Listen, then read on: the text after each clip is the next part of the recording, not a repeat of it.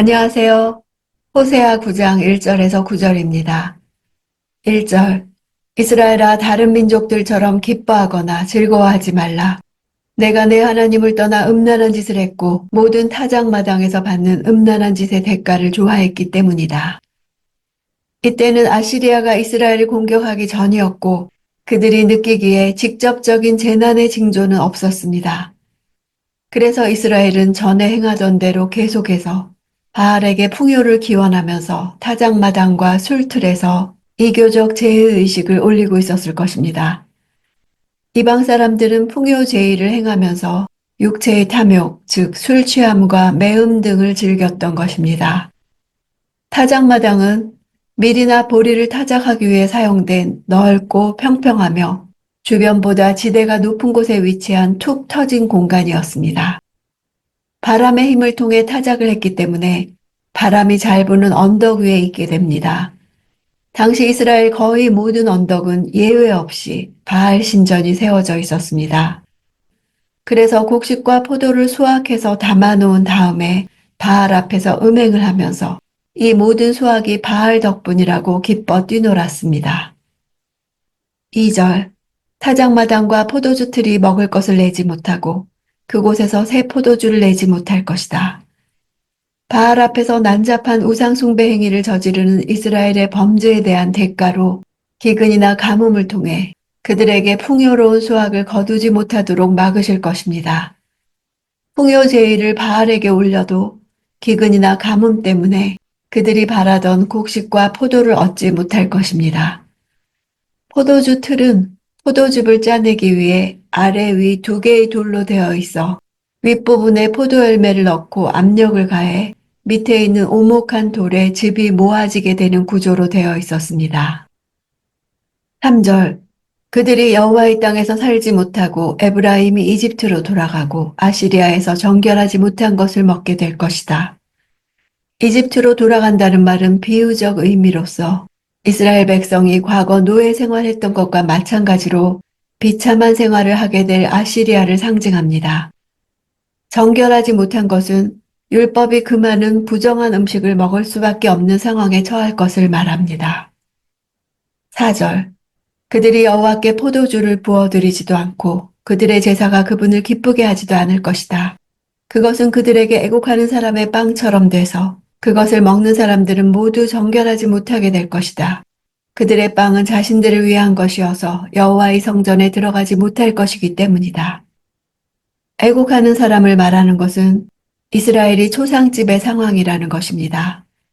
시신은 제의적으로 부정하게 만듭니다.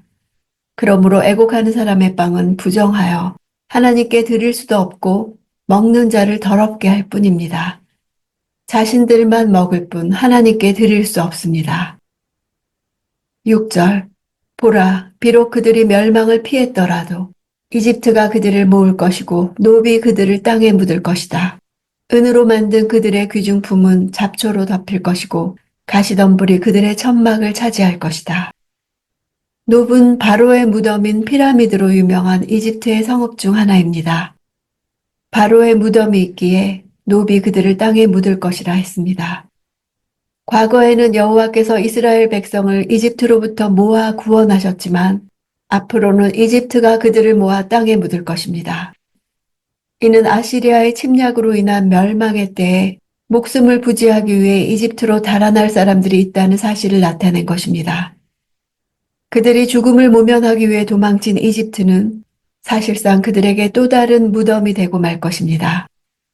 과거 이집트로 내려갔던 야곱은 그곳에서 죽었으나 가나안 땅에 묻히기를 소원하여 실제로 이집트가 아닌 가나안 땅에 장사되었습니다. 요셉은 이집트 땅에서 장사되었지만 훗날 모세는 출애굽할 때 그의 해골을 들고 가나안 땅으로 가서 가나안 땅에 묻었습니다. 그런데 그들의 후손인 북이스라엘은 또다시 그 종되었던 땅으로 돌아가려고 한 것입니다. 그들은 이집트가 자신들의 안위를 보장할 수 있을 것이라 믿었습니다. 주민들이 모두 쫓겨난 여호와의 땅은 폐허가 됩니다. 애써 모아놓은 재물은 모두 약탈당하고 황량한 폐허가 될 것입니다. 1절. 처벌의 날들이 오고 있다. 심판의 날들이 오고 있다. 이스라엘이 이것을 알게 될 것이다. 내 죄들이 너무 많고 내 적개심이 너무 크기 때문에 예언자가 바보로 여겨지고 영적인 사람이 미쳤다고 생각되는구나. 당시 이스라엘 사람들의 눈에 예언자들이 바보로 미친 자로 보였던 이유는 그들의 죄들과 예언자에 대한 적개심 때문이었습니다. 바보라는 단어는 잠언에서 지혜로운 자와 대비됩니다. 당시 패역한 백성이 생각하기에 예언자들은 할 말 못할 말 가리지 않고 다 해됨으로써 지혜롭지 못하게 자신들의 운명을 스스로 악화시키는 자들로 생각했습니다. 그들의 죄악을 지적하고 하나님의 심판을 선언한 호세아와 같은 예언자를 현실에 맞지 않는 미친 사람 취급했습니다. 호세아는 이러한 지적에 응수하여 그들이 너무도 완악하기에 마치 미친 사람처럼 그들의 죄악에 대해 더욱더 심하게 반응하며 그들에 대해 하나님의 심판을 가차없이 선언한 것이라 말합니다.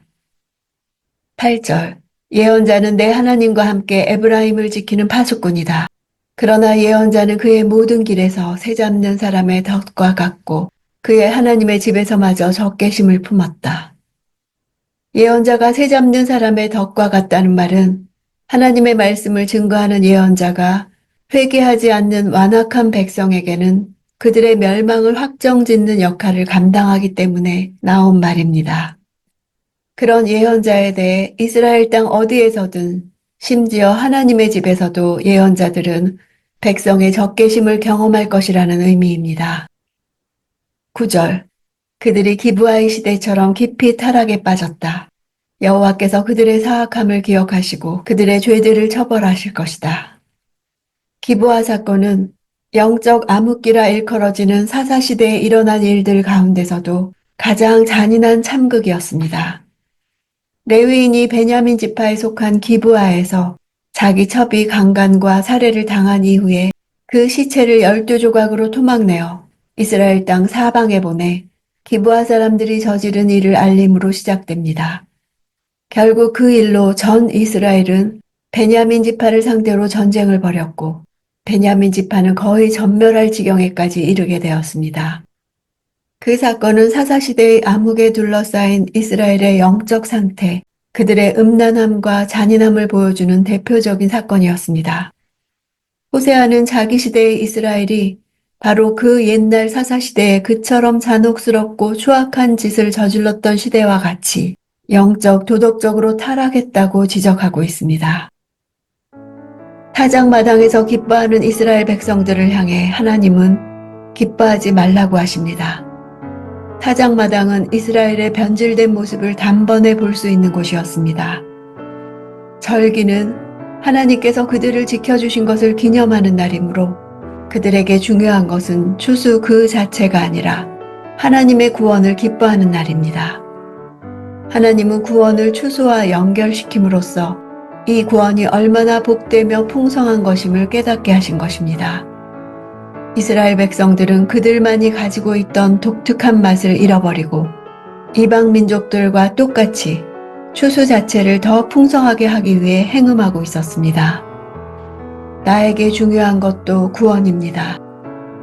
구원으로 인해 기뻐하며 내 주위의 구원을 이루기 위해 내 삶을 집중할 것입니다.